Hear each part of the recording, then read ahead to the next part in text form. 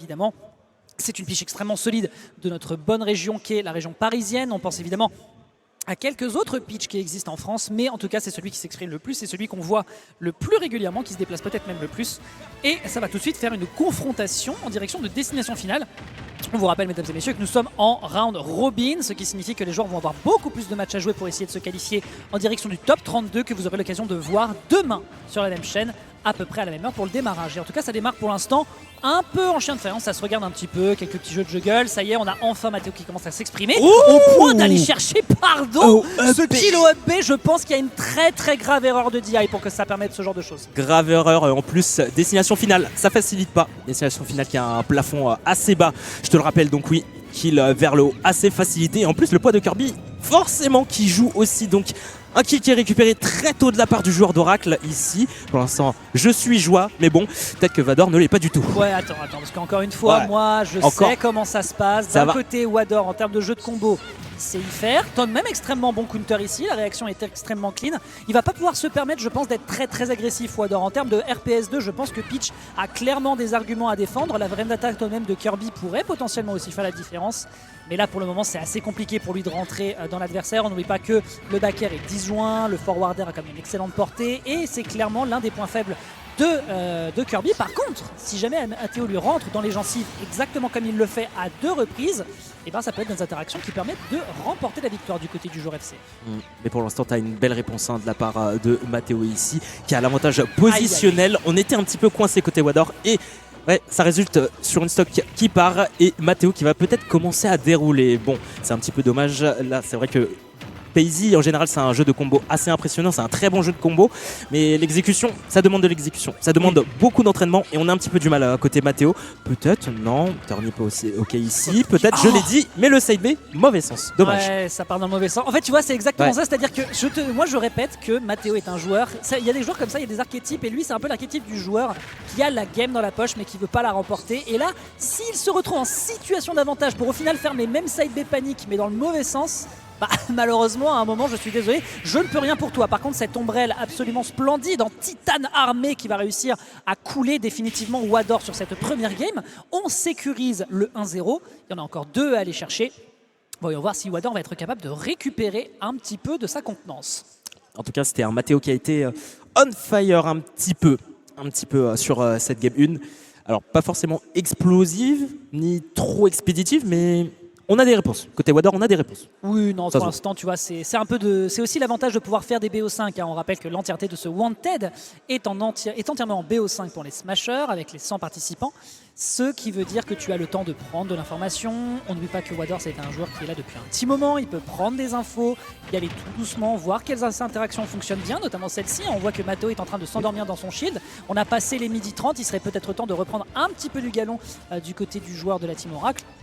Mais pour le moment, ça va plutôt en faveur de Wador qui prend bien son temps, petit down tilt pour check. Derrière, évidemment, l'avantage de Matteo, ça va être évidemment le kill power du personnage qui va mettre beaucoup de dégâts très rapidement par rapport à un Wador qui check beaucoup plus qu'il n'essaye de commit. Et pour le moment, ça lui va plutôt bien. Belle patience, encore une fois, sur cette up tilt.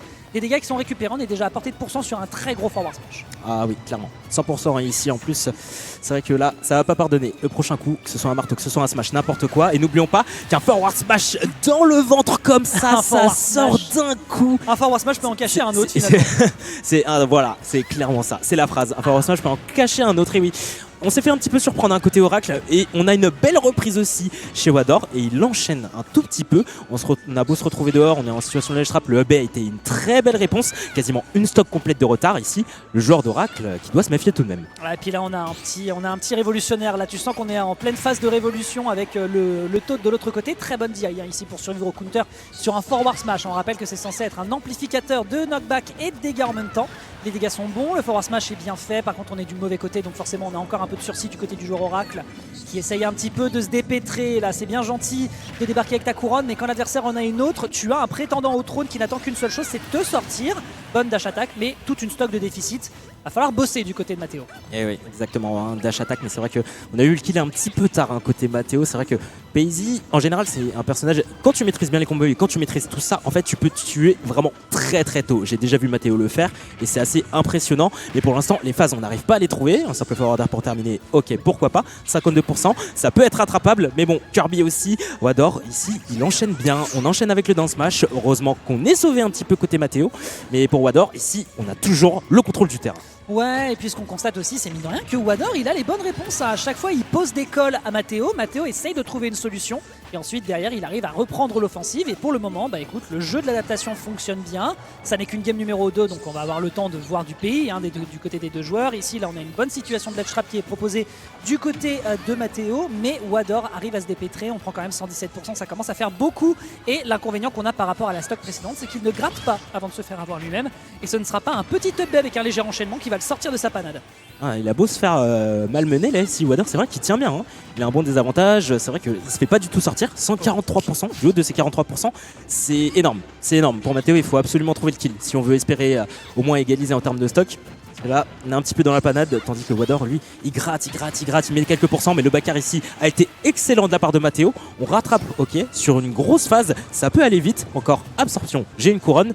J'ai un contre de disponible chez Kirby. Bah ouais, là ça peut rapidement changer la donne, parce que si jamais on essaye de fiche autant que le fait Mathéo, depuis tout à l'heure il essaye beaucoup d'input pour trouver un démarrage de combo, il a besoin ensuite d'aller chercher ses conversions. Bah malheureusement de l'autre côté, voilà, on a des bonnes réponses du côté de Wador. Malheureusement un forward smash dans la garde, c'est pas safe évidemment, très bien réussi, turn it into side B, ça y est on commence à se servir de manière offensive. Serait-ce la rédemption de notre bon Mathéo potentiellement?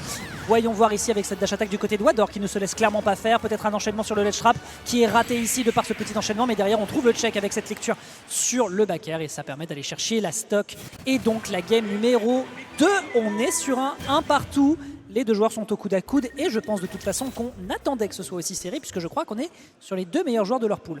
Un partout, exactement, et on s'est fait surprendre côté Mathéo. C'est vrai qu'on a eu plus de réponses côté Wador. Après l'adaptation forcément, BO5, ça va jouer beaucoup, donc on a le temps. J'ai bien aimé ce qu'il a fait en fait. Il était un peu là où on avait vraiment Mathéo qui essayait d'aller chercher de quoi démarrer. De l'autre côté, tu avais Wador juste de quoi faire des checks, c'est-à-dire petit down tilt, comment tu réagis, quelle réponse j'ai derrière face à ça, tout simplement voilà, parce qu'il sait quoi faire selon comment l'adversaire va réagir. Là par contre attention, à la mid-range par contre c'est clairement pas ton avantage Wador, il va falloir la jouer très très fine, un petit coup de club dans ta bouille de boule rose, boule bleue plutôt, et ça sera dommageable. Et là en 40 secondes, il y a quasi 0 to death qui va s'augurer potentiellement, évidemment aussi proche, le B va réussir à faire le travail en bifi, mais déjà un petit peu fatal pour Wador qui va devoir se rattraper. Mais regarde, le combo game du personnage n'est pas à plaindre, même comparé à une pitch. Ah, c'est vrai que la phase a été bonne côté Mathéo, mais ça allait encore plus côté Wador. C'est vrai que la remontada, petite remontada sur les premières stocks. C'est vrai qu'en quelques secondes, tu vois, une Paisy, ça fait mal. En quelques secondes, ça fait mal, et 66% aussi côté Mathéo, pardon.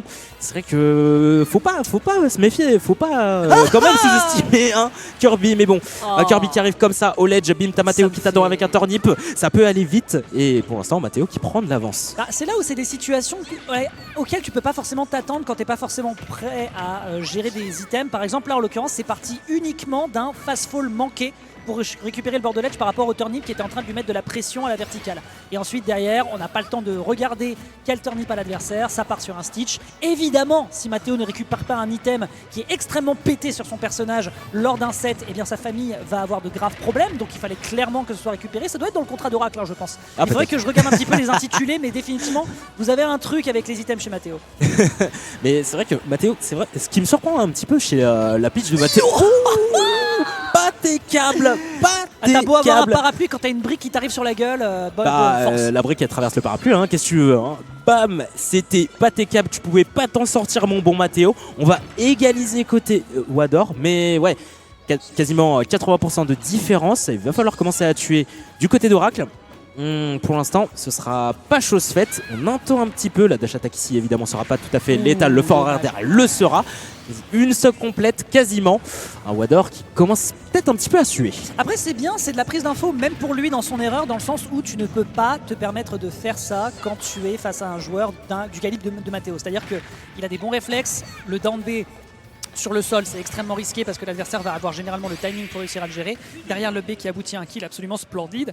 Mais vraiment, faire ce down B avant d'atterrir au sol, tu sais que tu vas avoir beaucoup d'endlag et forcément derrière, la seule chose qui va venir te cueillir, c'est soit un back air qui est extrêmement rapide, soit même si on peut se le permettre un forward air couronne exactement comme il l'a proposé ici. Derrière, définitivement, en matière de juggle, et c'est vrai que la mobilité de Kirby n'est pas terrible dans les airs, et ben on a un Matteo qui pour l'instant est en train de se régaler, mais attention, on a vu ce qui s'est passé à la game 1, derrière on a un Wador qui récupère l'offensive, ça peut rapidement changer les choses. Eh oui, exactement. On peut riposter très très vite. FCF peut répondre tout de même. C'est vrai que, ouais, tu l'as dit.